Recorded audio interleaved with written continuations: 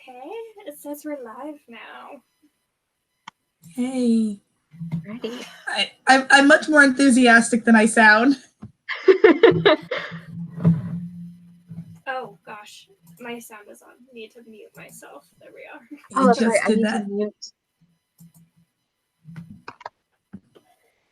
Yeah, holding our 7th time doing this now. I think I would have this like down, but Yeah. Okay. Wait. Why is it not? Okay. I Sorry. I had the same care. volume problem I have every time. I fixed it now. It's fine. Kara messaged me like a week ago, and she's like, I don't know why I always forget that I have to read this book before the live stream, but like I guess I have to start this now. And I was like, same. I read it. I finished it at like 4:30, and now it's 5. So, like, It's fresh. It's fresh in your mind. Yes. read it like all yesterday and today. I was like sitting at work on Thursday at 3 p.m. and I'm typing away, and all of a sudden I'm like, oh crap! It's Sunday. Yeah. Yeah. I know. I think I finished it yesterday. No, maybe it was the day before yesterday. I was really on top of it this time.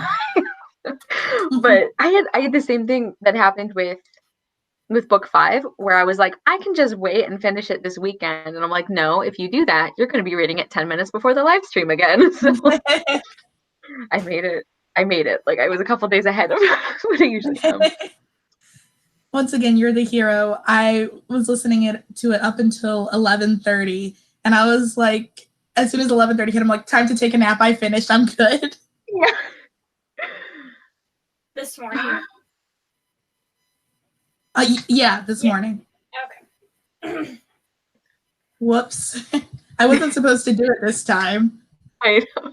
Well, I was telling when I told Yvette and Priscilla about like, oh sorry, like it's actually gonna be on Giselle's channel, they were like, okay, like we're definitely gonna join in and everything. Like we haven't finished it yet. And I told them, I was like, that's okay. It was like book 4, all of us finished like 20 minutes before the live show started. Like, and we're the hosts, so don't worry about it. Like, I said this wouldn't be like high school and college again, where I wouldn't be reading it up until like class, but here I am, back on my BS. I definitely did that through all of my required reading books, for sure. I would like read them like, well, we would have like our discussions and stuff like Wednesdays for the books of like the chapters that we needed to have done and stuff. And I had piano lessons Wednesday mornings, so I would like work on like piano lesson stuff on the way like to it, and then like speed read the chapters.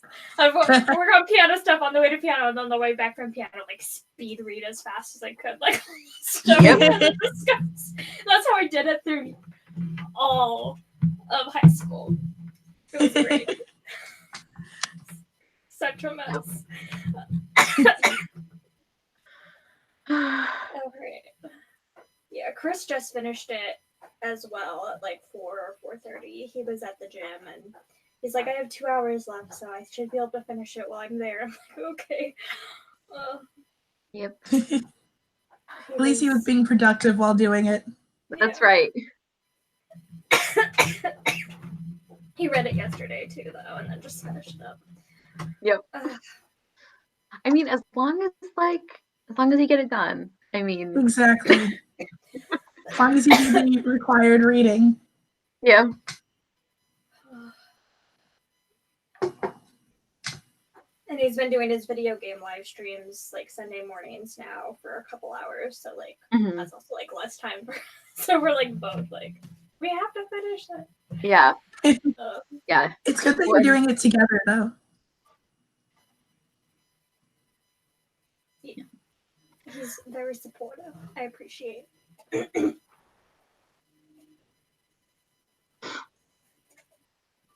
right. I don't know. Oh, there we go. That's Priscilla, right? She had, yes, that's Priscilla. I was like, she hadn't shown up in mine yet, but yes. Oh no. Are you okay, Giselle? I've just had a bit of a cough the past couple weeks, and it's like Oh, very no. much like come and Yeah. gone, and I don't know. If it gets really bad, I'll go take something.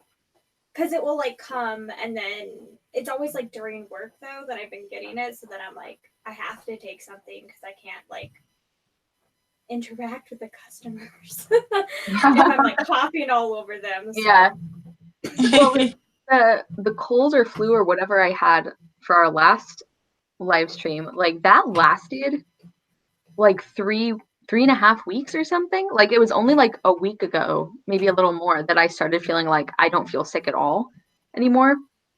And like apparently the cold, like the summer cold this year is like really lingering and not fun at all and just awful. So man, I guess we're all getting it. I'll add that I'm not having fun with this. Yeah.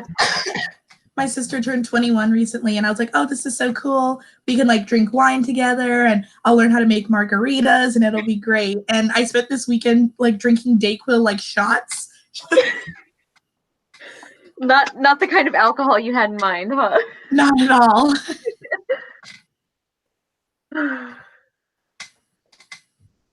I actually went ahead in time to when we had already finished it, so I wouldn't have to keep reading it. You're such a dork. Little time travel humor to open up the discussion. Yeah, Chris was not the biggest fan. He was like freaking out last night, and I'm like, babe, you have 2 hours left. It sort of gets explained, just like. Yeah. I mean, it does. It gets explained. Is the explanation good? That's another question, but it does get get explained. So I was like, hold on and wait till you finish reading it. So well, like I mentioned in my Goodreads review, like I've reread this how many times, and I feel like this is the time I'm like, I think I finally know what happened. Like, oh, good. Explain it to me. Like, I think I finally get like the time travel bit at the end. Maybe. Like,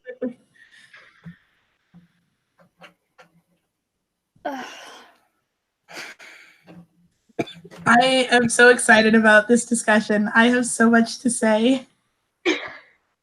Well, I don't even know if it's relevant to the book. There's a lot that happens in this book. Yeah. Well, I guess I'm leading the discussion, but I'm like, I don't even know where to start with this book. Just pick something. Oh, well, I guess we could just start at the beginning, like how it picks off from the last book, because Foley's married. I'm so sad. And it's not to mulch. And he's supposed to have like multiple wives as a centaur. That was so weird. Like, I don't want to judge centaur culture, but that's a weird choice. Yeah, casual polygamy. And it's like, how has this never come up before? They just drop it. And then it's like, she's a modern centaur. Like, #feminism. Like, why do you bring this up at all? There was literally no point. So that's how I felt about that. And I guess we could start with like the beginning, which would be the twins, Kara. I hate them. Okay, good. I'm happy I'm not the only one. No, they like irritate me so much. And like the only reason that they didn't, I feel like the only reason they didn't significantly affect my enjoyment of this book is because they were barely in it. But even at the beginning for that one scene, I'm like, I hate you both. Like, why are you here? You are unnecessary characters. They're really annoying. They are. Yeah. They are. I'm happy they weren't in this book too much though, because like the couple pages we had of them in the beginning, I was like, oh Lord, are they gonna play a role in this? And I know. Thank God they didn't. Yeah. It like makes me nervous because I guess we can talk about it now. The Owen Colfer's next book, which is gonna be, I think, the first book in a new series, the Fowl Twins. And I'm like, I have no desire to read it. No. Like, and I don't remember like if they're in the other books. Like, I honestly don't remember them in book 7 and book 8, which I barely read any of. So like, I don't remember if they're in it, but like, I don't feel like it was super a lot. But maybe I'm misremembering. But like, I have no desire. Yeah. Well, I to remember when the announcement for the series came out, like, because I heard Owen Colfer is writing more Artemis Fowl books, and I'm like, oh my god! And I look it up, and it's like, I don't want this. Take it back, please.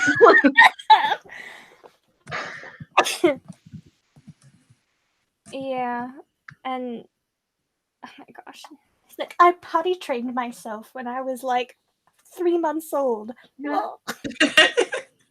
Well, not Yeah, really. like, I think it was like 2 months or something. But it's like they're both like both of the twins are so like over the top in opposite directions. Beckett's like, I eat dirt for dinner, and Miles is like, I already take science classes or whatever. He like eats caviar or something, or espresso.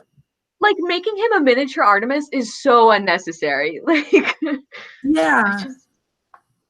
Yeah, we have also, are they giving the babies like espresso? Is that what's happening? Like, that seems very unhealthy. Well, like, Beckett apparently just like steals espresso and like eats it himself, and they have to like stop him. And I'm just like, why are you here? Why are you in this book? Does he make Also, it himself? So I like something I want to mention since we're talking about the twins is I have a lot of issues with the way that Angeline and Artemis Sr., like their whole like parenting thing is portrayed. Like, Artemis has all these thoughts about how like, oh, well, when he was little, like he had to like meet, like he had to apply for a meeting with his dad to like talk to him and everything. And I mean, if he didn't have like an abusive childhood, it was at least a very neglectful one, it felt like. And then they're just being like a happy family with like their 2 like new babies without him. And it kind of bothered me a little bit. Did that bother anyone else, where it's like now they're this like wholesome, happy family? And I'm like, Artemis had a really messed up childhood, and like nobody, like his parents like never address it like at all. Yeah, I think I wouldn't mind it if they addressed it. Like, if the text like showed like Artemis feeling like a little resentful towards his siblings, or that's something he has to struggle with throughout the book. But I guess it's just a fact. Like, it has no lasting effect on him whatsoever. Yeah, like everyone's just fine with it. And I mean, like, Artemis Sr. is like the bigger example, I guess. But even with Angeline, I had kind of an issue in this book how when we see like kind of, I guess not flashbacks, but we see like scenes from the past. And this is even before she had her mental breakdown or she developed depression or like whatever that was supposed to be. So I'm not talking about that part, because obviously that affects how you interact with your children. But even before that, it seems like Artemis's dad has been like pretty neglectful to him for his whole life.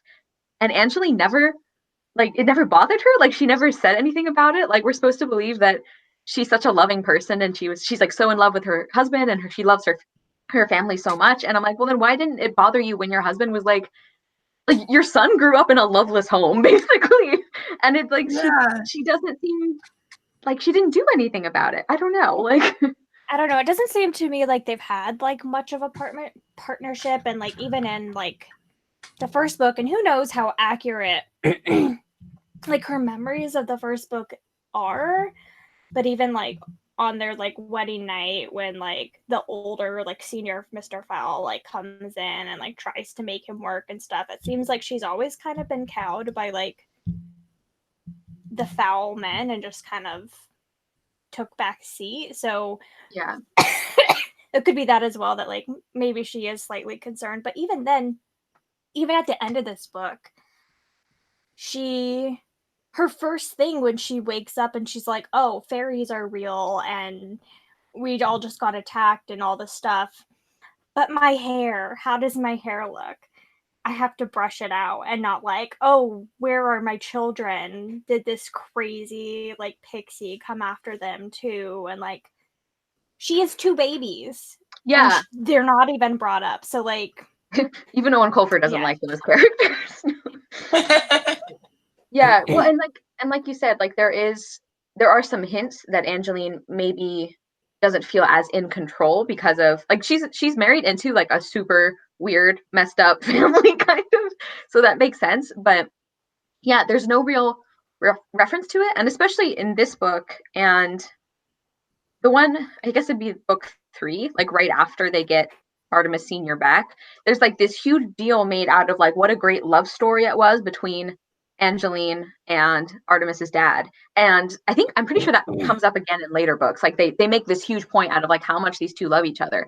So it's like she doesn't feel like, it doesn't seem like she was cowed or like she was in like she felt like she was in an unequal marriage or anything. It seems like she's okay communicating she's upset with things. Like we see that that scene in this book where she kind of confronts him about his criminal enterprises and he's like, we'll get to it later, and then she's like, oh, okay. So like she gives in pretty quickly, but she's okay like saying stuff about it. So I'm like, why did you never bring up to your husband like, hey, pretty sure the way we're raising our son is like not okay. Like, do you love him? Because you don't act like it, kind of thing. Yeah. And then it looks like Chris was saying that he feels like Owen Colfer like writes really simplistically. Like there's a lot of depth he could explore and that he doesn't. So like, what do you guys think about that? Because I feel like there is a lot of emotional depth in other areas, which I think is why I notice it more when it doesn't come up with these issues. You know, like Artemis has some really great like character development and character moments, but then you have things like this where it's like, has he noticed that his parents didn't love him? Like I think it's addressed in some points, but I think also like a lot of the stuff that he does get more emotional about like tends to get dropped pretty quickly between books. So like even if it's something is explored or like whatever, it's not like I wish we had seen a lot more of like Holly seems to have like very little like post-traumatic stress at all about all the stuff that's happened, like especially all the stuff that happened in book 4 and book 5. She's just like, I'm gonna go chase this fish guy and like everything's fine. And so like I feel like it was like sort of started to be addressed at the end of book 4, but then it gets dropped in between, and like I feel like stuff like that happens a lot. That I don't think he's a very consistent writer, so even when stuff is addressed, it can feel like it's not because stuff gets dropped so much. Yeah, I think I said in like our last discussion, sorry, if you can't tell, I'm a corpse today. In our last discussion, I mentioned that it always feels like Owen Colfer is writing these books by the seat of his pants. Like he just didn't plan them all out. So he'll bring up issues, and I don't think he's like, well, we're going to explore this over a series of books. We're going to explore it in this book, and then maybe drop it a bit. And I think part of it is also the demographic he's writing for. I don't think he wants to really go in depth into the fact that Artemis Fowl may have been emotionally abused throughout his childhood. And I feel like he doesn't, like, let's just go talk more about Mulch's bodily functions and not focus on the fact that Artemis might be damaged by the way his parents raised him. So. Yeah.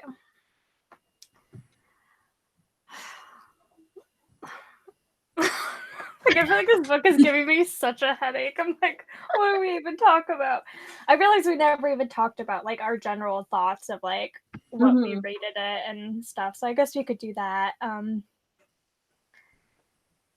don't know. I guess I could start. I feel like this book is like such a mess. I don't know. Like there are a lot of moments that I really like in this book, and then there's also just a lot of things that are just like not well thought out and very like this book is just so disjointed and everything is just so like, oh, that's convenient, wow, that happened, oh this, oh that, like this works this time but it doesn't work this time, and there's like no consistency, and like, but I will always be such I will always be such trash for Holly and Artemis that like this book will always like have a special place in my heart. So it's like overall I had fun, but like really it wasn't that good, but there were certain moments that were just like it makes it all worth it. But I don't know. Overall, I feel very conflicted. It's probably like a 3-star, maybe 3.5. I definitely liked it better than the last one for sure, though. Yeah. Would you like to go, Kara? Sure. So I mean, like, this is obviously one of my favorite series, and the reason that one of the reasons that I like it so much, and I think I like have consistently rated them higher than you guys, is because even the books that I don't like as much in this series, I still enjoy, and that doesn't always happen. Like, there's some series I love where it's like I don't feel bad at all about giving like 2 stars to a book, you know, and I don't feel like I feel like even the installments in the series that like don't make a lot of sense or that are like they have a lot of weird stuff, I enjoy them enough to make up for it. Like I gave this one 4 stars because I loved the character stuff so much, and like characters are always like what really draws me into a book. Like if I love the writing, love the plot and the setting and whatever, but I don't like the characters, like I generally don't enjoy the book. And I really like the fact that we got such a good representation of how far Artemis has come since book 1, and also how far he hasn't come. Like he's still like some ways that he's changed and some ways that he has not changed from the manipulative little shit as he was when he was like 12.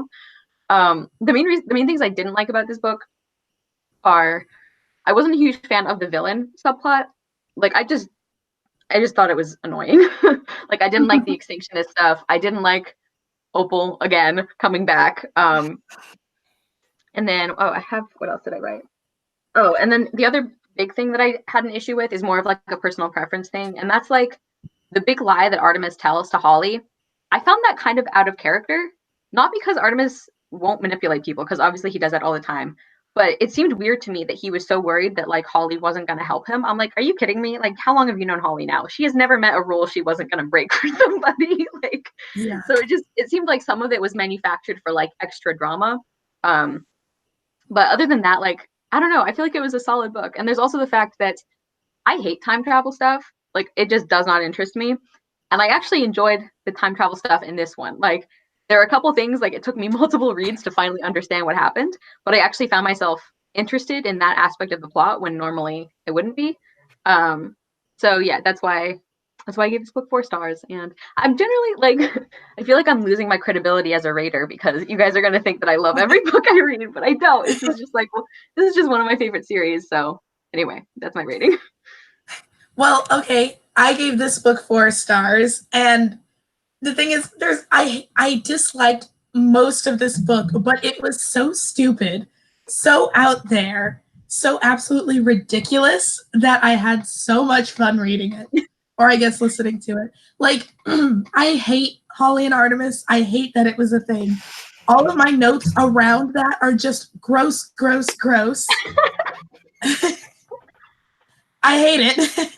And there wasn't enough Butler in this book, but there was one scene that redeemed it for me, and that probably bumped it up another half star. Mm-hmm.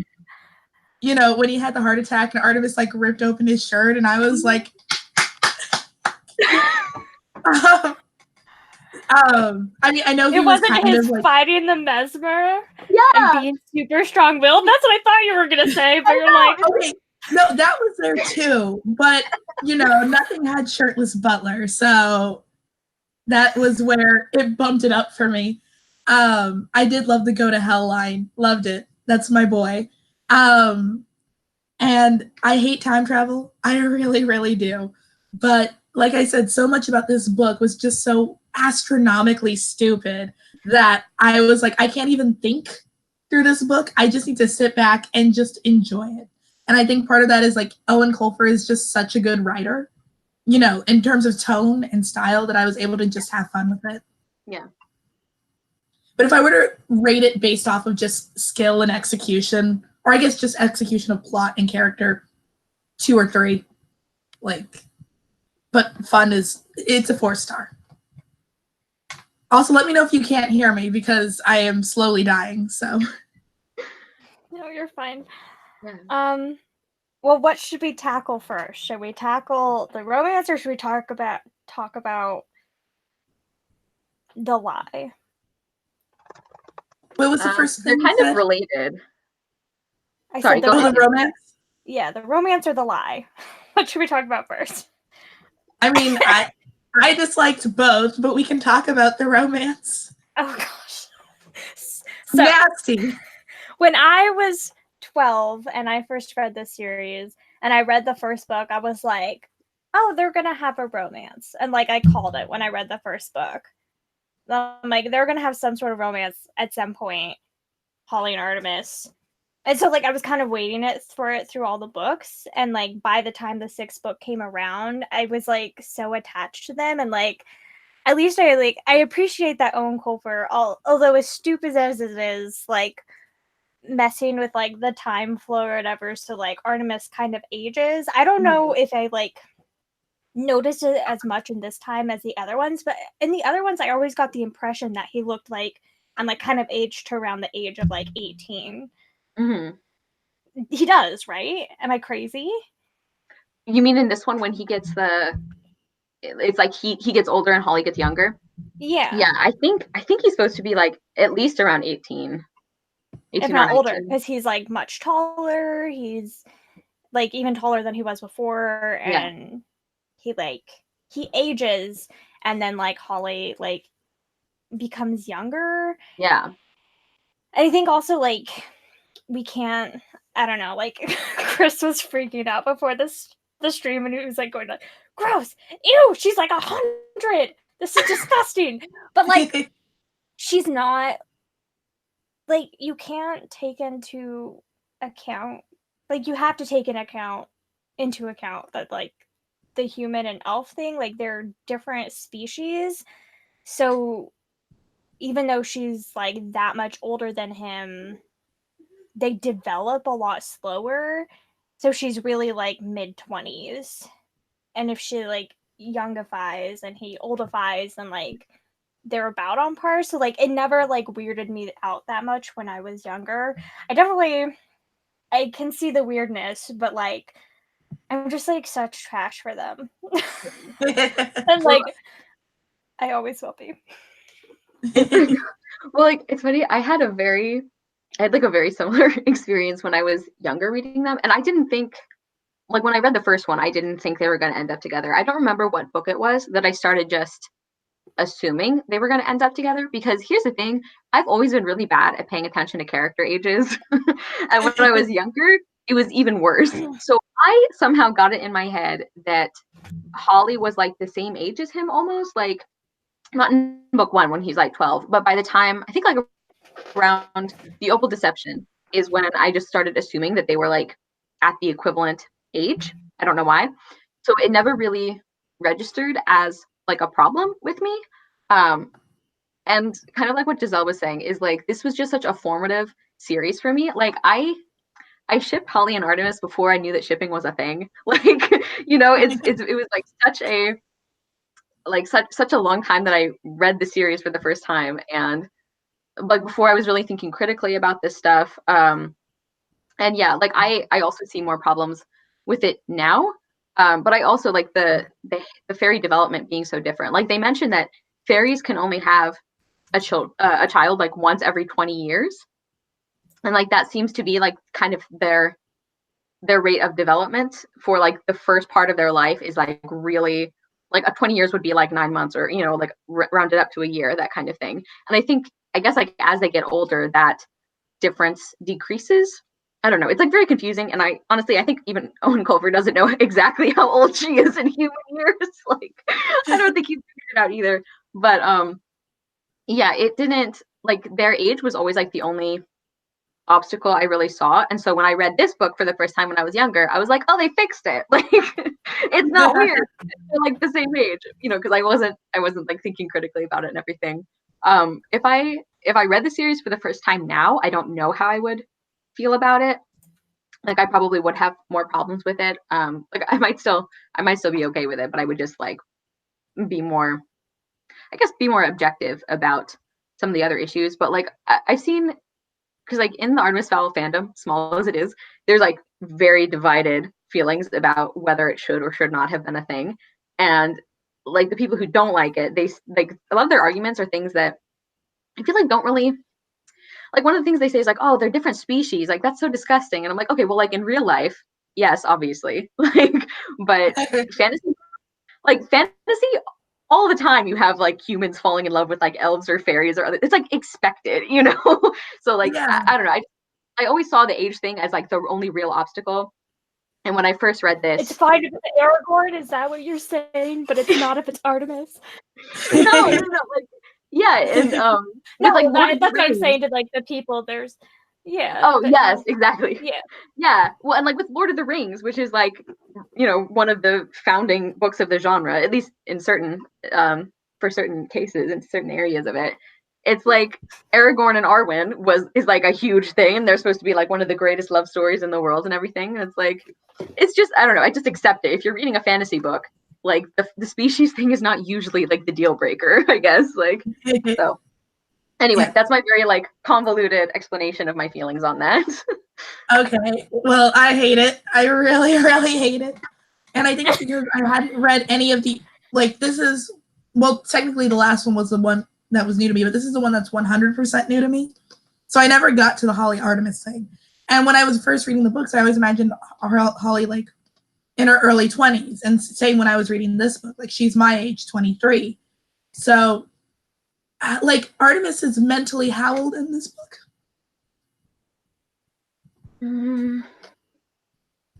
Is he? I don't know. I guess he's 14, I guess, because of the time jump, but he's actually Well, like he's at least, I 17 think or he's at almost least 18. 15, right? Because Didn't when they keep he's saying talking, 14-year-old Artemis though? but like when he talks to his mom, she asks him like, why are you not 18? And he's been gone for 3 years. So wouldn't that be 15? I mean, it's still young. Oh, I'm not. okay. Yeah. I mean, for me, either way, it doesn't matter if like time warpy magic fixed it. When they met, she was 23 and he's like 12 in the first book, right? Mm-hmm. Yeah, and for me, even though he's technically older and she's technically younger, the body doesn't matter. It's the brain and the mind and the maturity. And I just found it 100% disgusting. And the fact that, like, especially Holly, like, if Artemis had a crush on Holly, I wouldn't care really because it's like, oh, that's just a little kitty crush or whatever. Holly kind of being confused about her feelings towards Artemis were like super icky to me. Like, he's a kid. Don't do this, Holly. I like you. You're a cop. You should know better. So, and the kiss, ugh, no, didn't like it. I do agree I would have liked it better if it was like coming from Artemis and not Holly. But I don't know, like again, like this is just like Owen Colfer's like really like badly done way of like trying to justify this in canon for some reason. But like he does like make her younger and she's basically going through puberty again. She's like a teenage elf again and stuff. So like to be fair, it's not her fault. Because her hormones are going crazy. Yeah, but I also feel like there should be some sort of reflection on Holly's part, like, whoa, he's a child or something. Well, she hates that it happened. Like the whole rest of the book, Yeah. she's like, disgusting. Like, yeah, I mean, she hates that it happens, but I think it's also like the fact that Owen Colfer also chose to have that happen. Like, yeah. I don't know. It didn't need to happen for me. I think Artemis and Holly have a really strong friendship that they built, and I feel like that's enough. And you don't need to throw in romance or even crushes into the story that I always saw as like an unlikely friendship. Yeah. It's like in a retrospect thing, like, would it be better if this didn't happen? Yeah, probably, but like, I'm still glad it did.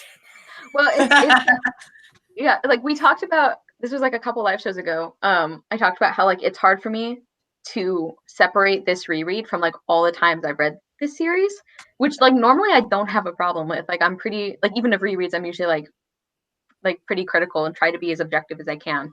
But with this one, it's hard because like, well, like Giselle and I were saying, if I read this for the first time now, I don't think I'd be okay with it at all.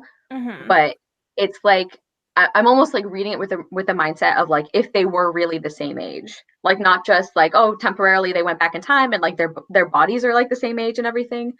It's like I'm almost reading it like I can't forget the way I read it the first time, which was that I assumed they were now the same age, if that makes sense. Like that was like my formative experience reading this book.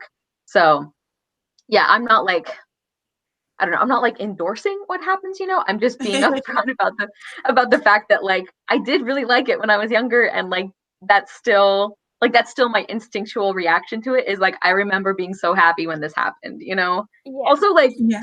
Artemis Fowl, when I read this series when I was little, like Artemis Fowl was like my first serious book crush. So that also like completely like threw off any possibility of being objective. It's like right from the beginning, I loved Artemis.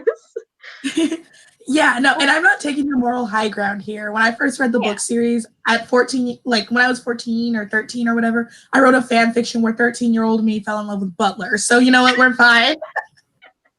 I didn't even try to justify it with magic. It just happened. Oh my gosh, So, does that still exist? That's great. Probably. I was like a spy in it, and like I was tasked with taking him down. Oh my gosh. And we fell in love. I love it. That's amazing. It's like those fanfics you write. Like I did this too when you're younger, and it's like, don't worry about it. Like don't ask questions. It just happens. You guys didn't even get into my, like, this is totally off topic, but I had a weird Pirates of the Caribbean fan fiction where I had a crush on the, you know, the guy with the wooden eye? So I wrote a fic where the two of us fell in love, and it was called One Eye Don't Mean a Thing. And it's there. It's still online. I love that. So sorry, didn't mean to derail, but I decided to put it out there for everyone to find. Yeah. That's awesome. Mm-hmm. I really like that Chris is on the same boat as me with this one. He says she has a job. She's made it far enough in her adult life to be a captain in the police. Even if development is different, she's an adult. Yeah, he was definitely freaking out. I don't know. Yeah, same thing with Kara. Like, if I read it now for the first time, I don't think I would be down with it. But yeah, I'm always gonna have those feelings, and I feel like this is the same thing. This wasn't what our first conversation was ever about, Kara. Do you remember that? Yes. Yeah, like when Kara and I met. What was that, like a year and a half ago now, or something? Yeah. We were talking, and we started talking about Artemis Fowl, and like we were talking about like the kiss scene and like how we both read it so many times, and we were like so obsessed with it when we were younger, and like all the stuff, and like still go back and like would read that scene sometimes and stuff, and like I feel like that'll always like be there for me, because like I feel like same thing with like that this was like my first like ship when I was younger. Yeah. Like I don't think I'd ever felt that before, because especially like a sort of like non-canon ship, because like I mean Owen put it in there, but I feel like he very much like scapegoated it. Like he like was not like I feel like he regretted it, but then he was like, I just don't feel like rewriting that, so I'm just gonna leave. Gonna lean into it. Yeah. I just like oh sorry, go ahead. No, go. I was gonna say I feel like with this book, he was trying to please like both sides, like people who would want to see it happen, and people who wanted it to stay a friendship and like platonic and everything. He's like, why not both? And then like this book happens, and it's like I feel like both sides are dissatisfied, like because the people who don't like it are like, why was this even a thing? And the people who would have been okay with it, they're like, but then you killed it by the end of the book, so like why did it happen at all? Like yeah, it's such an interesting choice, and I really want to know Owen Colfer's writing style, because I feel like it's just very, like I said, he's flying by the seat of his pants. He's like, I'm gonna try this and see if it works. It doesn't, I'll just keep it in. I'll just let the public decide. Mm-hmm. Yeah. Very interesting. Yeah. I don't know. There are definitely a lot of like fan like pictures that were drawn about this as well. Oh, I remember. I'm sure nobody wants to go look it up though, because everybody's horrified by it. But I definitely was like totally into it. Yeah. I remember reading this book for the first time, and I was like staying up late to read it, and that part happened, and I was like, like I just lost my mind, because this, like, again, this was like the first thing I ever shipped, and like I never thought it would happen, like never. And I was okay with it. Like I really liked their platonic relationship too. So I wouldn't have been dissatisfied if it never happened, but the fact that it did, I just remember almost having a heart attack, like when I was little and like reading this. But yeah.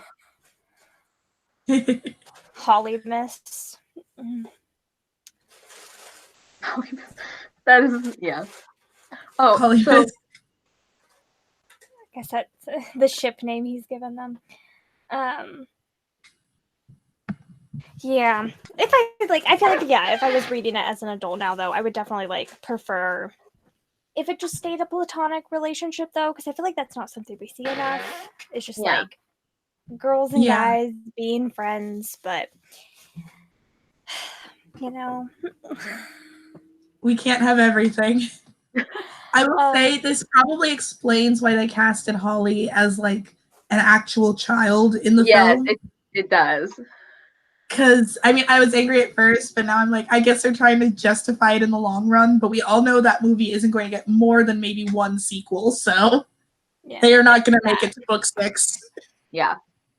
Also, it cracks me up that we talked about this before, like the American edition for the Arctic incident, they cut out that line where Artemis is thinking about how pretty Holly is, and he's like, when I hit puberty, I'm probably gonna have a thing for her, because like that's what happened. And they cut that out, and then this book happens.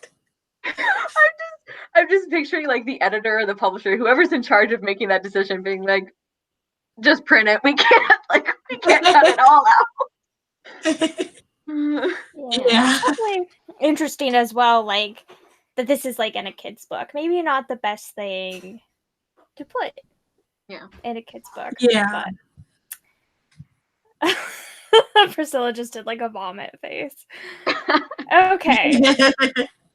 Well, I guess we should move on to, unless you guys have more thoughts. Nope. I think we got it all out there.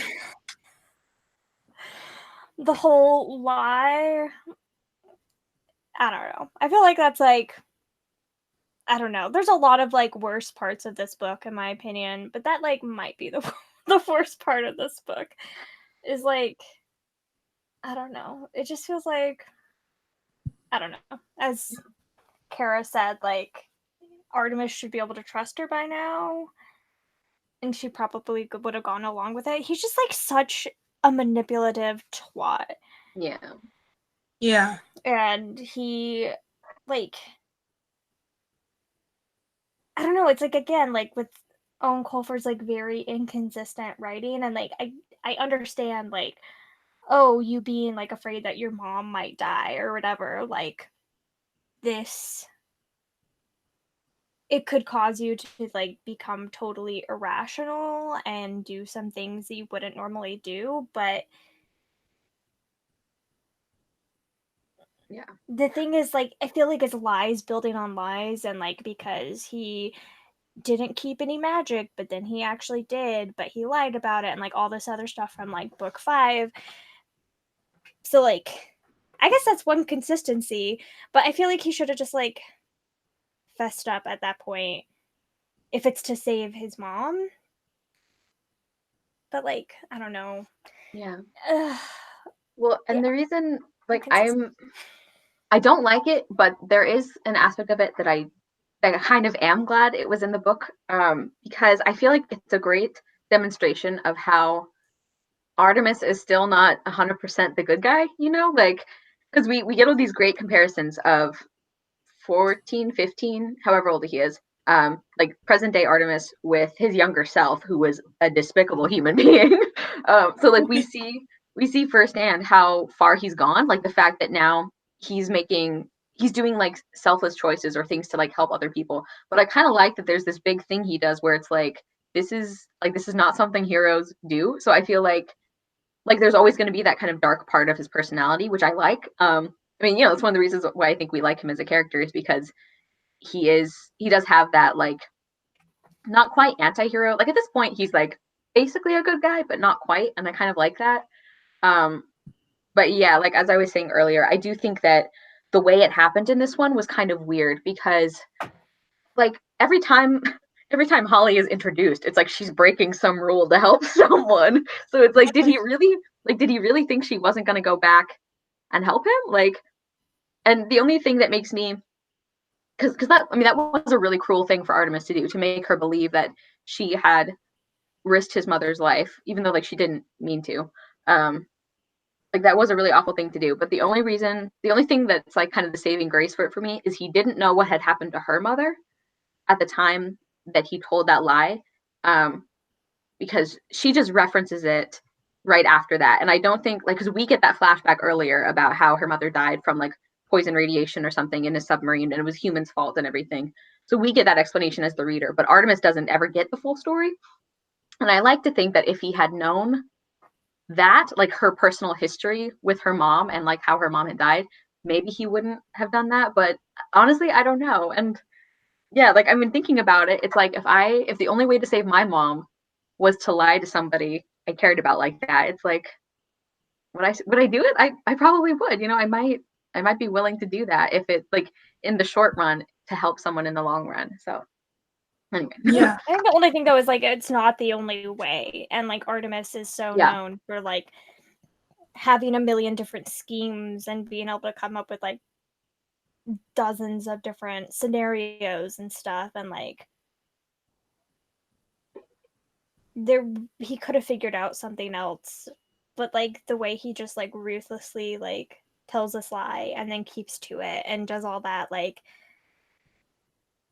really irritated me. Yeah. Like Yeah. Artemis is the worst in this, and that's why I was reading, I started it right before Chris did, and I was just said one thing to him that was like, Artemis is so terrible in this book. And he was like, what do you mean by that? Like, yeah. And then he starts it and he was like, what is going on? He's like, Artemis sucks. Yeah, he's awful. Yeah. Well, and the fact that when he was 10 years old, he sold a species into extinction, or like he thought he did, like, and it wasn't even like, here's the thing is it wasn't even like a direct exchange for his father, which you could still argue if that's moral, like trading a life for another life. It was just to fund an expedition for his father. He didn't even know he would get him back, and he was willing to do this. Yeah. And it's all like pettiness as well. Like he could get the money somewhere another way, potentially. Like he could come up with other stuff, but he's like with his romance novels that he writes. Oh my god! But no, like he's doing it literally just to be petty. Yeah. Which is disgusting. Yeah. It was not necessary. Mm-hmm. But yeah, the romance novels, I'm like, those have got to be the most like stilted, cringy romances ever. It's ridiculous. So, I feel like Kara and I have talked a lot. Did you have any thoughts on it at all, Taylor? I know I have to. No, it's fine. I feel like I go back and forth. Like the lie was definitely stupid, but I guess it didn't bother me. I think as much as, or I didn't have any strong feelings towards it either way. I was just like, well, that was a dumb thing to do. I guess you could have done something else, but this is what we're going with, so okay. And I mean, for baby Artemis selling the lemur, I keep wanting to call it a monkey because they do in the book, trying to sell the lemur to extinctionists, I feel like that's not that far off from like kidnapping a woman and holding her ransom for gold. Yeah. So, at least he progressed from 10 years old to 12 years old. He jumped from murder to kidnapping. So progress. Yeah. So for me, I felt like it was despicable, but it was also like not that far off from Artemis when we first started the series. So well, and it didn't bother me that much. Yeah. And Taylor, you bring up such a good point because I remember the times I read this book before, I always remember feeling like 10-year-old Artemis's personality kind of came as a shock, you know, because like even though he was bad at the beginning of the series, I didn't remember him being that bad. But you have such a good point where it's like, yeah, that does make his actions in the first couple books make so much more sense. The fact that he's already done this horrible thing, so how he's like, well, might as well just kidnap someone. Like, it actually makes a lot of sense. And I think part of the reason I don't remember being as awful in the first couple of books is because I know what happens later. Like, I know that him and Holly become really good friends and they end up working together a lot. So it's like I need to remember that he did kidnap and hold a person for ransom. Like, that was a thing that happened. Yeah. So, and I think part of it is that it's so hard to watch because we've seen him grow so much, and it's like, how could he, like, someone who, I mean, he's not great now, like, but he's so much better. Like, how can that have come from that? But I mean, rereading the first book, he's like so close to evil. Like, he doesn't want to kill anyone, but it's like it came close, you know.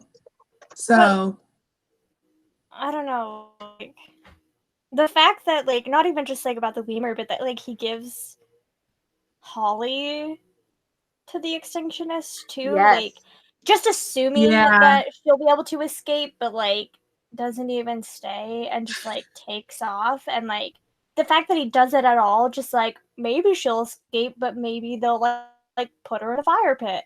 Like, yeah. I mean, that is really bad, but at the end of the day, I'm like, he did kidnap a woman in the first book.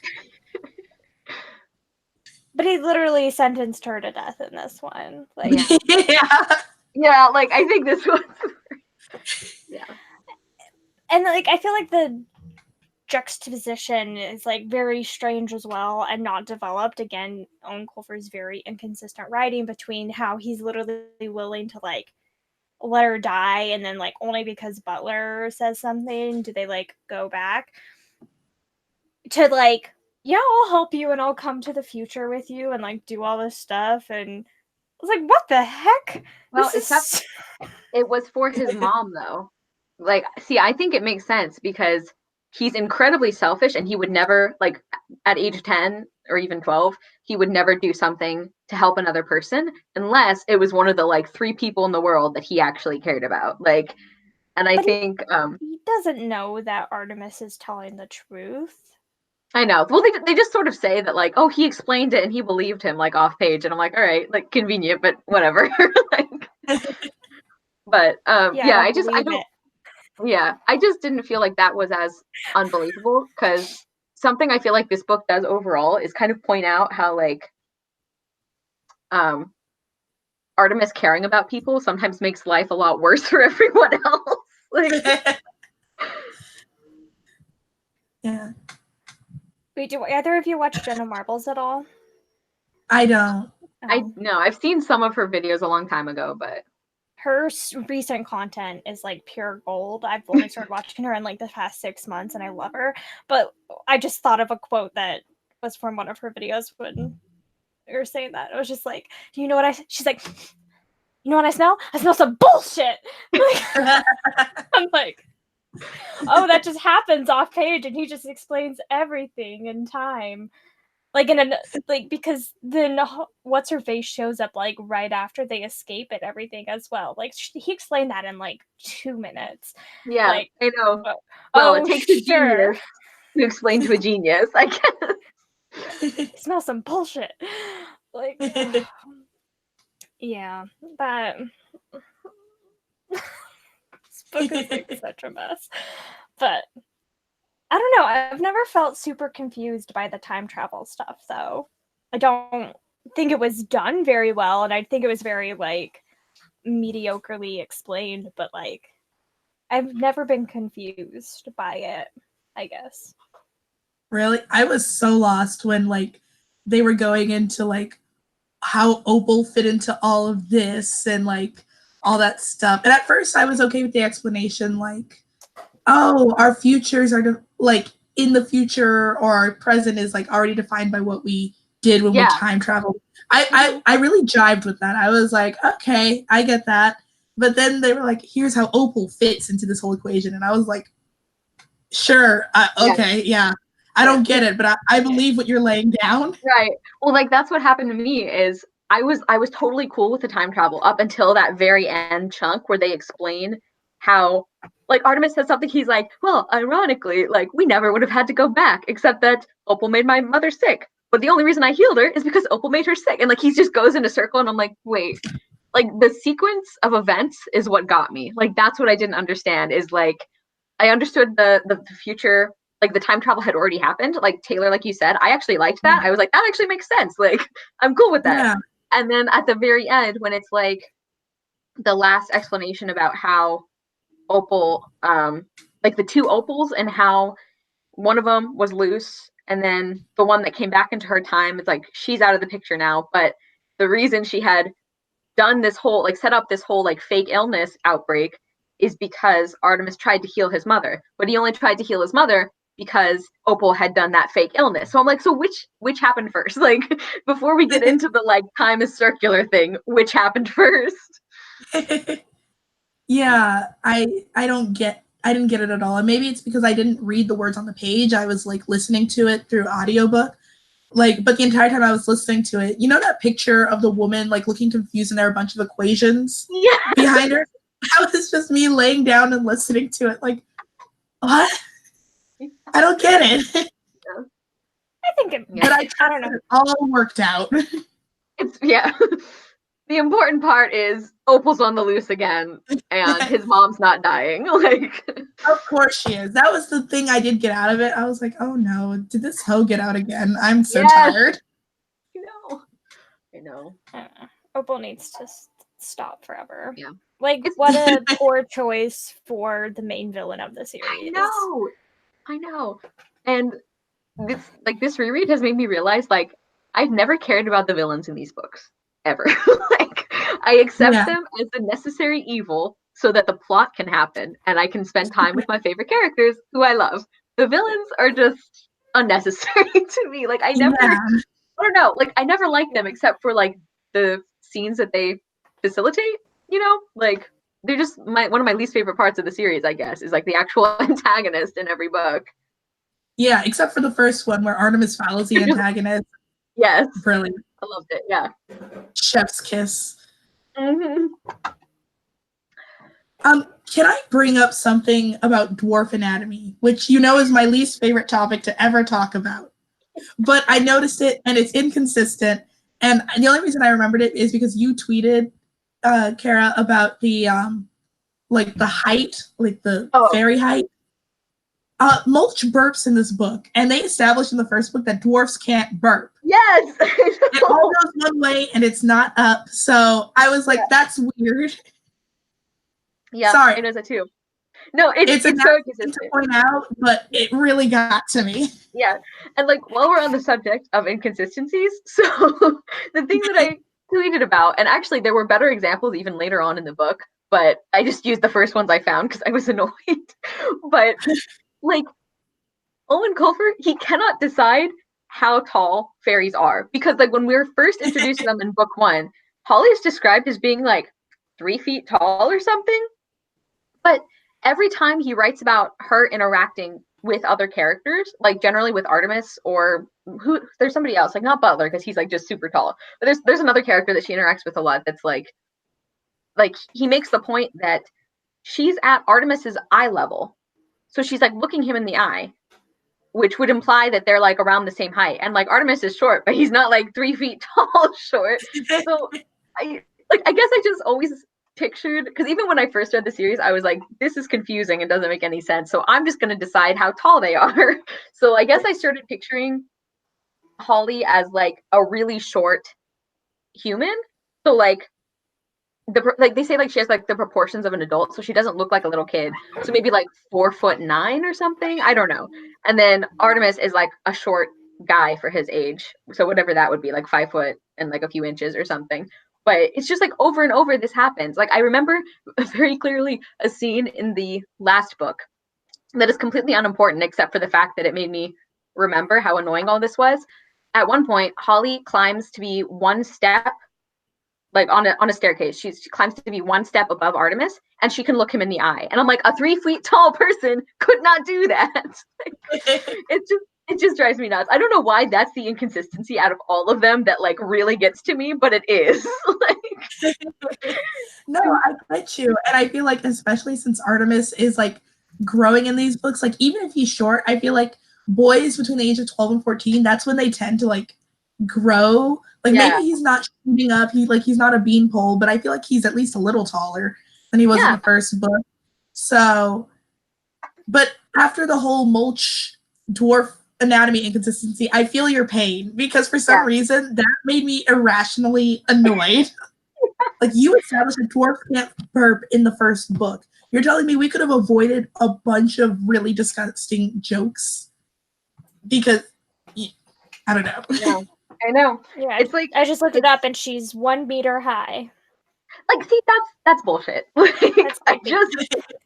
I just don't think it doesn't make any sense. Like, whenever he has to give a concrete description, he says she's 3 feet tall or like a meter, which is like 39 inches or whatever. So it's like whenever he has to give a specific number, she's really short. But anytime she's interacting with any other character, she's like the height of a normal human, like just a short human. And it just drives me crazy.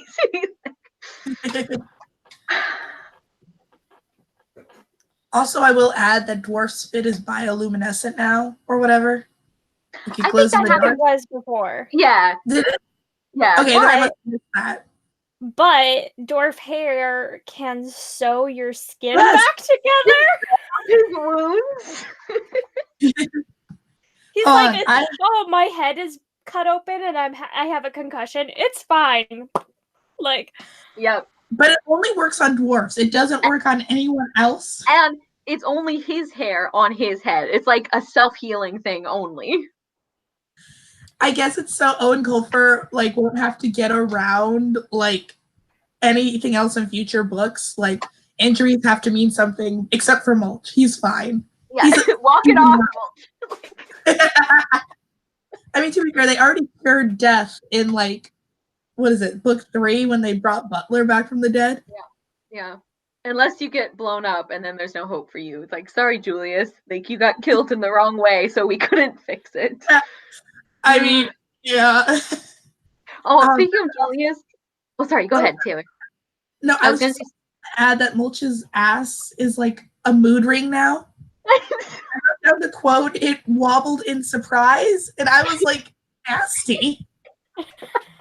Oh, what does that mean? Yeah, it was gross. I just wanted to add that because I'm tired of it. Okay, what were you going to say? Oh, I'm sorry. Like, I feel Giselle's right. I feel like I've been talking a lot in this. No, go. Go for it.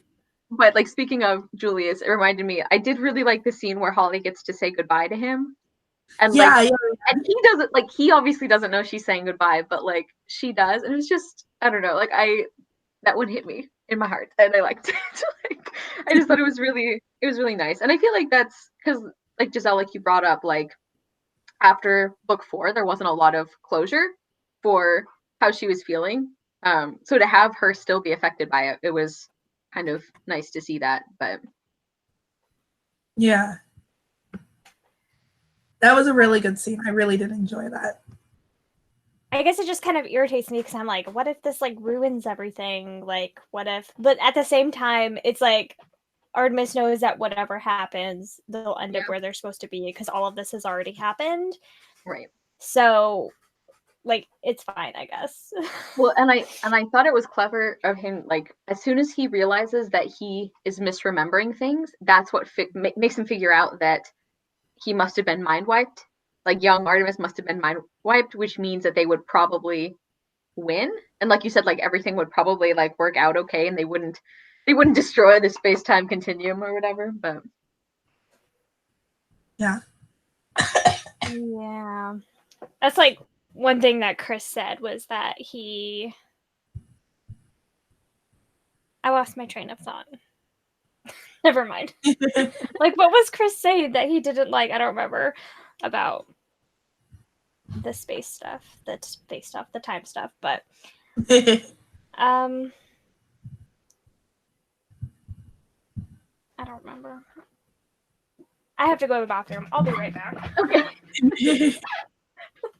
Sorry. You guys can keep talking. Okay. Something that I will add that wasn't what we were talking about before is that I don't know if anyone else listened to the audiobook, but Nathaniel Parker does a New Orleans accent for Kronsky, and it's really bad. I like my mom's side of the family is from New Orleans, and I was like listening to it, and I was like, "Oh, this hurts so badly." Yeah. Well, it's and like, I told. Oh, sorry, no, go no. ahead. I was It just was gonna say it's like a Texan accent but sleepy, and it was really bad. Yeah, well, and I told you my limited experience with the audiobooks for this series was I listened to the first one after I had already read the book a bunch of times. Because like I just like can't really do audiobooks. Like I cannot take in information when it's just auditory. But I was like, well, maybe if it's a book I know really well, like I'll be able to enjoy it and it'll be okay. It was a bad idea. Like I hated the audiobook. Like everyone sounded different from how I thought they would. Like their voices, like I don't know what it was about Artemis and Butler's, like the character voice he used for Artemis and Butler specifically, but I hated it. Like I just did not like it. And I know Giselle really loves Nathaniel Parker, and like I'm sure he's like a wonderful voice actor, and like I've heard other people talk about how much they like him, but I didn't like the way he did the book. So that doesn't surprise me. See, I like it until he does like the New Orleans accent, and I can understand it if he's like British because New Orleans is like it's a weird, not a weird accent. It's just kind of slow and sleepy, and it's like I don't know. I don't know how to describe it, but I really like the voice he did for Butler, which would once again surprise no one. I really like it. It's just There's like everything connected with Butler. I really do. Like the whole heart attack scene, I'm like, oh no, Butler. And then it was like Artemis ripped his shirt open. I was like, yes, that's my man. Well, like I just love the fact that like Butler is so loyal and good that he dies rather than follow like because like you're not supposed to be able to get out of the mesmer, but his like courage and his love for these people is so strong that his body just shuts down. It's like, nope, will not kill them. Like, Get you a man who can like just die rather than betray you. Yeah, I love that man. But to sort of veer away from the Butler thirst that has been going on since the beginning of this whole read along. Yeah, the I can't pronounce his name. Kronsky? Is that right? I think so. Okay. Like that voice really took me out of it. Like I just kept like wishing he would just not be in the book anymore because his voice was awful. Yeah. I'm gonna see what my other notes are. But I think I covered everything else in my notes. It's just a lot of gross.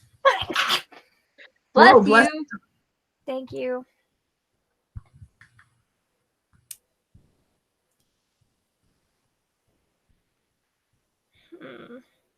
What else did you want to cover, Giselle? Well, going back to the time travel, Chris was saying that he thought it was like very, which this is not what I was going to say earlier, but it's just a different thought, that he thinks it's very like lazy that like the Artemis saying, oh, I know I can't die here because whatever, like I know I have to make it back to the future and like stuff like that. Like he knows he can't die in the past, so there's like actually no real like tension there, I guess. And just like how like everything has already happened, so we know that they get back because it affected everything and stuff. But that's the same way that Harry Potter does it in book 3. I mean, not that Harry Potter's like the best thing to take time travel stuff from, but like Harry even says in book 3 that like, oh, I knew I was able to like perform the Patronus because I had already done it. Yeah. So, yeah. Well, and like Taylor and I were saying earlier, like the fact that we both liked the hypothesis that Artemis agrees with about like if we go back in time, we have already gone back in time. Like, I personally liked that, but I think it didn't take away too much of the tension for me because he could have been wrong. Like, he could have been wrong about how time travel works. Like, even Artemis gets as close to admitting that he could be wrong as he ever does by saying that he just says, I tend to agree with so and so's theory that blank. Like, he doesn't say that this is how it works. So I guess that's why it didn't feel like, I guess that's why the tension didn't bother me as much, because I always knew there was a possibility that he could be wrong about it. So, and what I took from that was actually that, you know, we know past Artemis and past Butler and anyone who was already in the past, they didn't die. They're fine. But that didn't mean that present Artemis and Holly didn't die, and them going back into the past, that was just their final act. You know, for all we know, they died in the past and then they just don't go back. Yeah. We just know that the past versions of themselves are fine. Yeah, that's a good point. And like, just to reiterate, when these books were coming out, these last few, we never knew if there was going to be another book. Like, I think after the 7th one came out, like months later, the 8th one was announced, and that's when he said this would be the last one. But from book 5 on, it was like there was always a chance while you're reading it where it's like this could be the last book in the series. So like, I think that would make that option more likely. Even like, it would feel more likely that like one of them could die or could have something terrible happen, because this might be like the last book in the series. So it's not like he needs to keep them around for the next book. Yeah.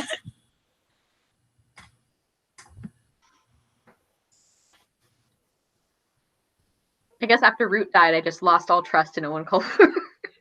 Like, you could kill anyone, you monster. Artemis Fowl becomes Game of Thrones. Anyone can die. Yeah. Yeah, I mean, I don't know if there are any other major deaths in the series at this point. And obviously you guys can't spoil it for me.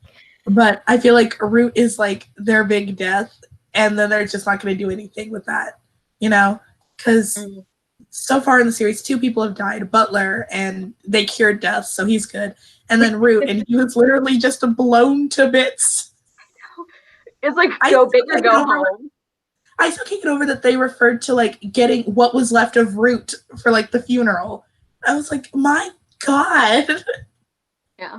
So I mean, I get that's why he probably can't come back. Probably.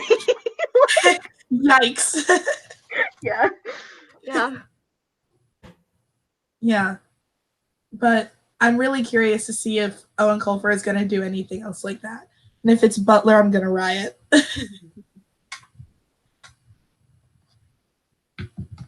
One more thing I want to say about time travel, which doesn't have to do with the book at all, but I just thought I'd mention.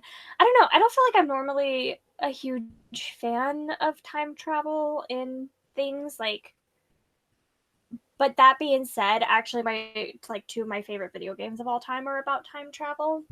So I would just recommend those, that if you want to experience some really good time stuff, I would recommend Chrono Trigger, which is the best video game in the entire world. Best music, best characters, best story, best everything. It's amazing, and the way that things affect each other with all the different times is amazing and phenomenal. Best.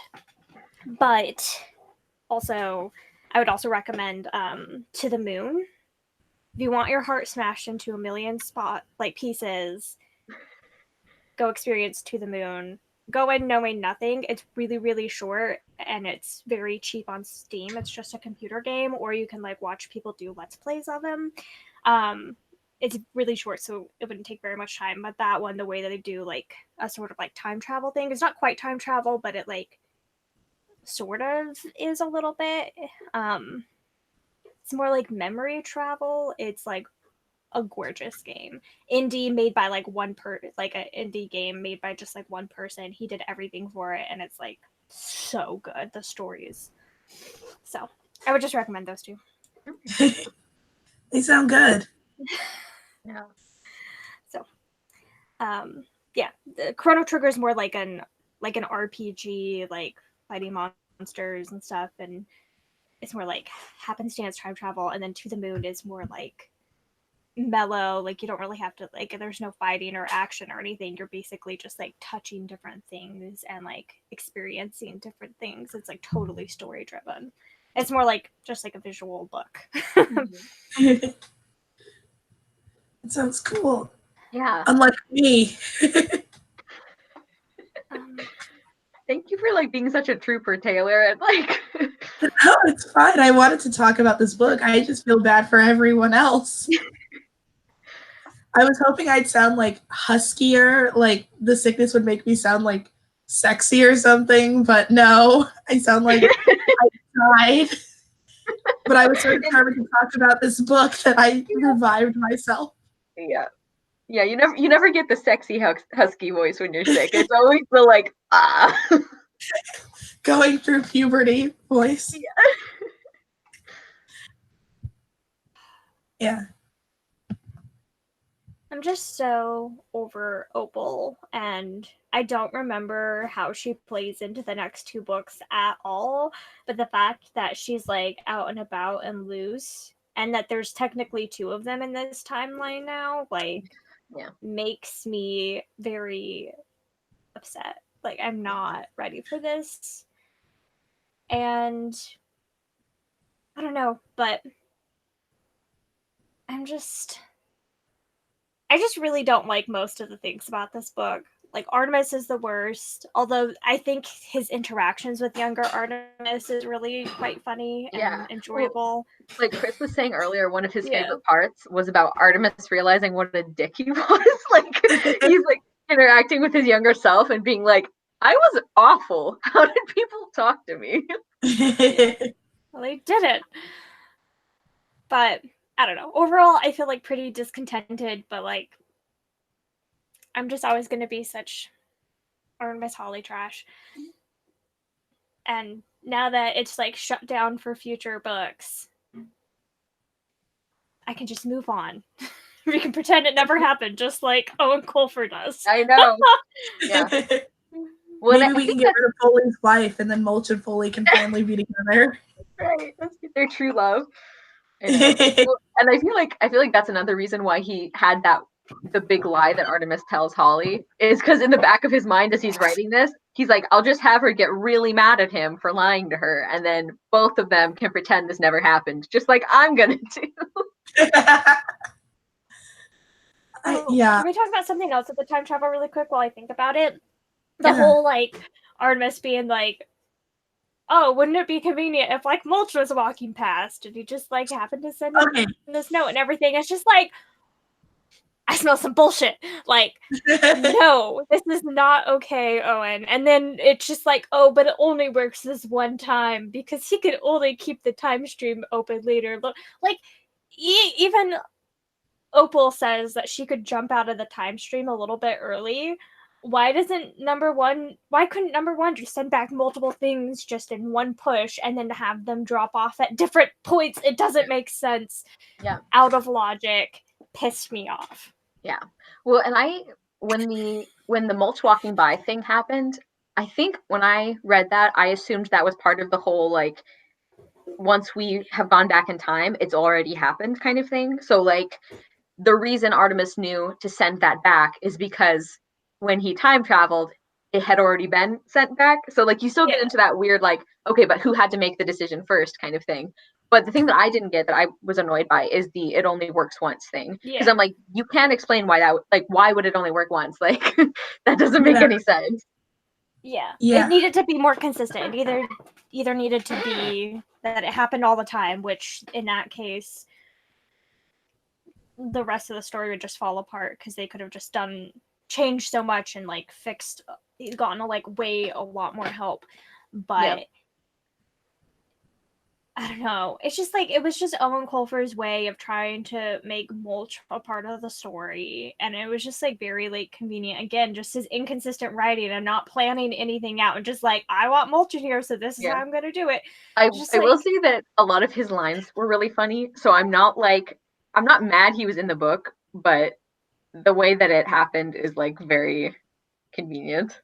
Yeah. That's what this whole book is. That's a great word to sum up the entire book. Yeah. That's convenient. Yeah.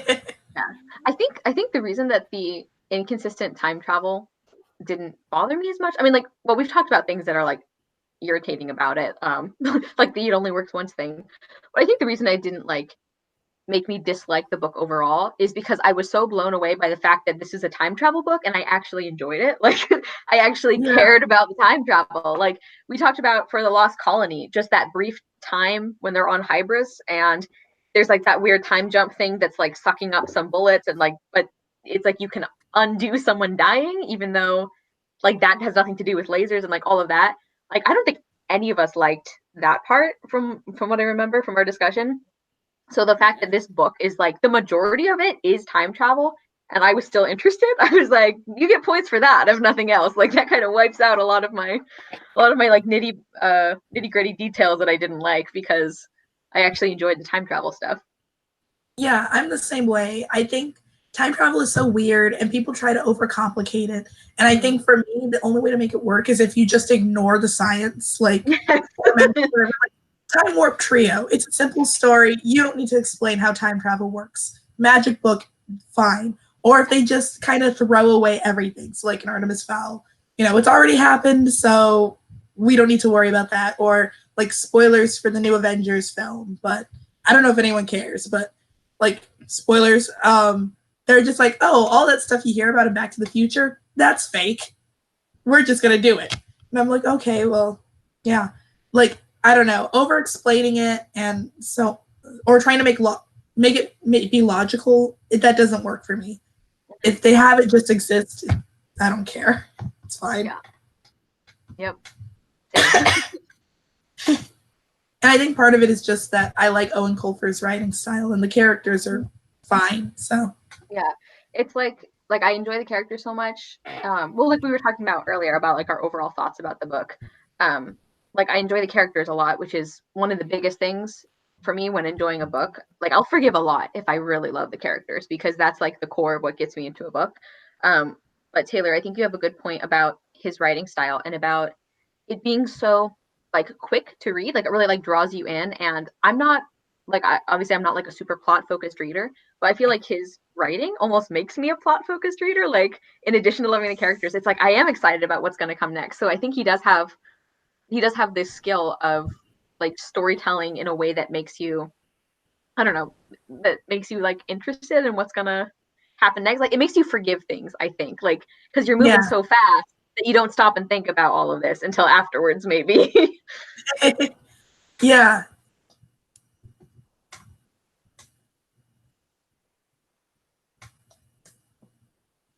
Trying to check my notes and see if I have anything else, but like I said. Oh, just one other really quick. This will just be like it might not even be like a huge discussion, but the whole spell trophy disease itself, just a side note, that terrified me when I was little and read this book the first time. Like I remember having nightmares about that. Wait, really? Yeah. And I think like it's probably because when I was little, I had like a lot of nightmares. Like it was just a problem. Like I would be afraid to go to sleep some nights because I just consistently had really terrible dreams. And it was worse because of course I like always read like before bed and everything. So if there was something scary, but there was just something about like the fact that this disease was shutting down all her organs that like freaked me out to no end. Even though it's not like gory really, but it was just like so creepy. And like the fact that magic couldn't fix it, even though like magic always fixes it, like you can heal anything. I don't know. So that's like more of a side note about me, but like Spelltropy scared the shit out of me when I was little. Like, I can see how it would be scary. What? I can see how it would be scary. Yeah. I think also because it was his mom. And so like I was reading it as like this little kid who's picturing it happening to my mom, and that just like terrified me. So yeah. Not a fan of Spelltropy.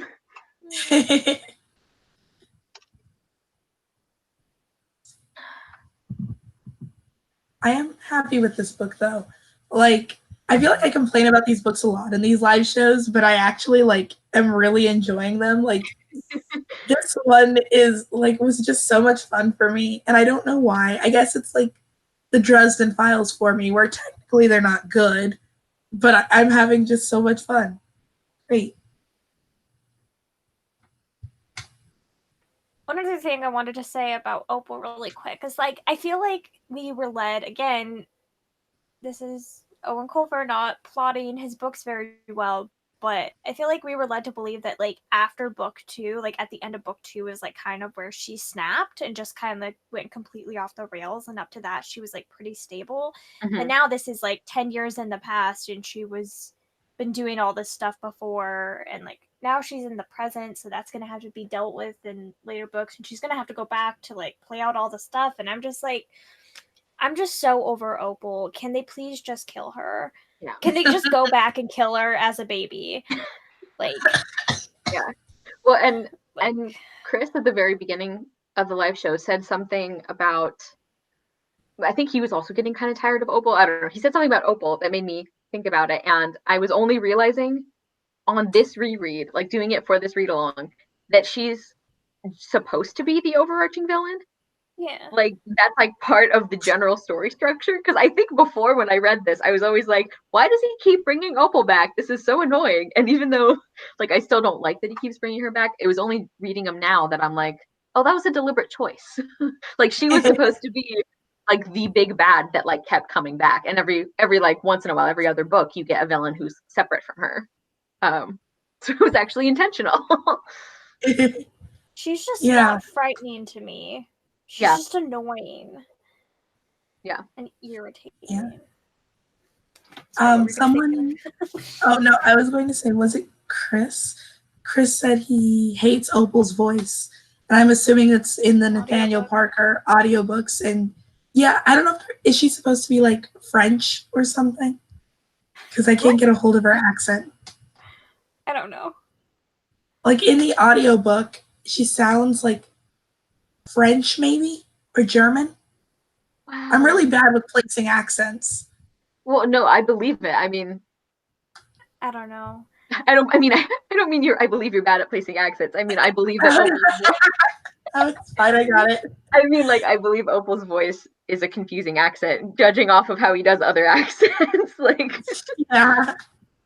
But like the Brill brothers too, how like the way she treats them and stuff, and the fact that, I don't know, like, it just, like, she doesn't even treat them as badly in future books as she does in the past. In this one, she like puts them in a cage with like a wild boar and like all this stuff. It's just, I'm so over her. I'm so over them. Yeah.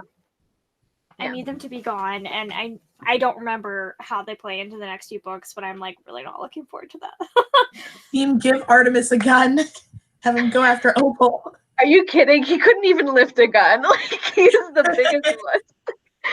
I really need to work out more. Yeah, well, like, that's something I remember Yvette was saying in one of her wrap-ups where she was talking about these books, how like she likes the fact that like Artemis is such a disaster when it comes to anything that's like not thinking or planning, and like it just cracks me up how like at least once every book we have him promise himself like, it's fine, I'm like, after this adventure I'm gonna start working out, like, I promise, and he never does. Like, he's just relatable. Like, he even after like the plane chase at the end of this book and everything, it's like, I'm sure he's still not gonna work out.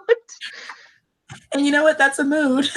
It really is a mood. Like, I actually do have a question, and I don't think this was covered in this book. Now that there are Fowl twins, which butler is looking after him, like them? Like, I thought Juliet would be like called back from wrestling or something. Like, who's guarding these kids? Yeah, but who's guarding Mr. Fowl too? His guy died, and now he's just fine. And yeah. Mrs. Fowl has never had one, so I don't think every single person has one. And I don't know why a 12-year-old boy needs one, but like his mom doesn't. It might also be related. It might also be related to the fact that supposedly the Fowl family is moving away from illegal stuff now. So it might be like when they were like a crime empire and they were dealing with all these dangerous people, it's like, yeah, you needed a bodyguard at all times, but now supposedly they're going straight. So maybe that's why. Like, I mean, I can't believe that like all the bad blood between all of the, I guess, other crime families or whatever, and even like rich people that aren't working in crime, they usually have some sort of security detail, or I don't know. I just want more butlers. Yeah, they're so rich. Yeah. I do, if I'm remembering correctly, I think Juliet actually, we do see her in the next book. It's about time. Good, I We've had missed her. 2 books without her. I know, which I'm 3? excited about. I Great. know, I love 3. Juliet. We need more time with her. Yeah, I think her mind was wiped, right? So she doesn't even remember fairies.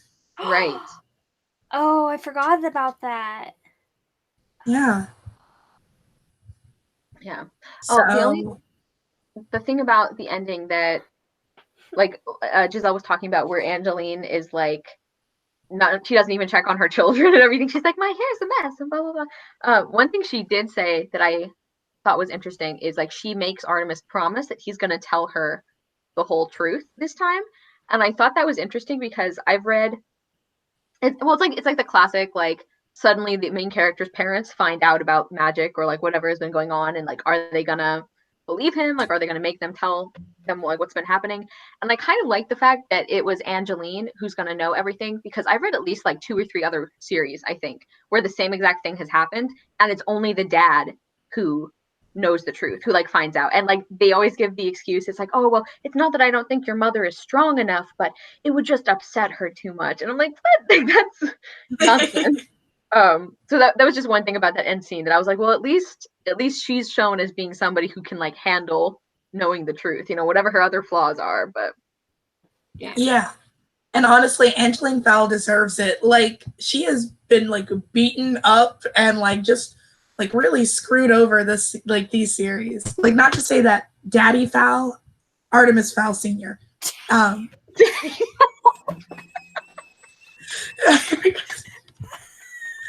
hate that. I wish we could delete things from live shows because I hate that. Artemis Fowl Sr. God, someone needs to kill me. Artemis Fowl Sr., like, I mean, he lost a leg, so I guess he hasn't had fun either. But Angeline Fowl really just gets kind of beat up this series, and I feel like she deserves to at least know some of what's been happening to her son. And also, Artemis Fowl dropped out of school, so I feel like she should. Yeah, and like no one has noticed that he's not going to school. I mean, he was gone for 3 years. I guess when he comes back, they're like, what are we gonna do? Like, make you take 7th grade over, or however old he was. Yeah. Also, Giselle, thank you for writing that in the chat box. You're welcome. Priscilla said, nope, Daddy Fowl is a thing now. The internet is forever.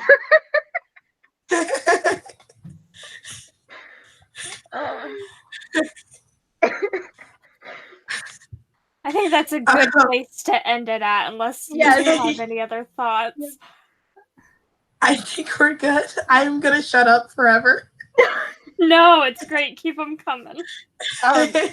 We should talk about the next live show date really quick before we go.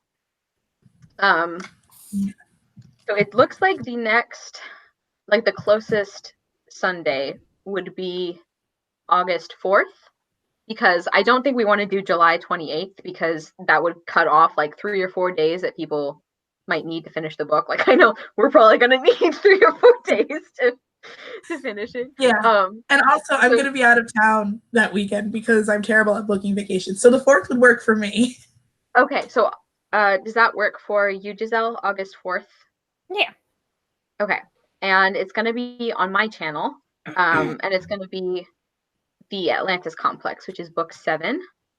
Oh, also, so when Giselle was setting up the live show, she said that there was this warning or like update that on August 1st, Google Hangout is going away, and it's going to be replaced by youtube.com/webcam. Like, that's going to be like the new like quick live show setting. So, which means that I will be trying to figure that out. Trying to like set that up. Like, we'll have to do something different to set up the live show, I guess. Hopefully it'll be really easy, but just so you guys are aware, it might look a little different. And then obviously if something comes up or we need to adjust something, we'll talk about it on the Twitter page. But yeah, just to let you know, apparently they're taking Google Hangout away from us too. So thanks, YouTube.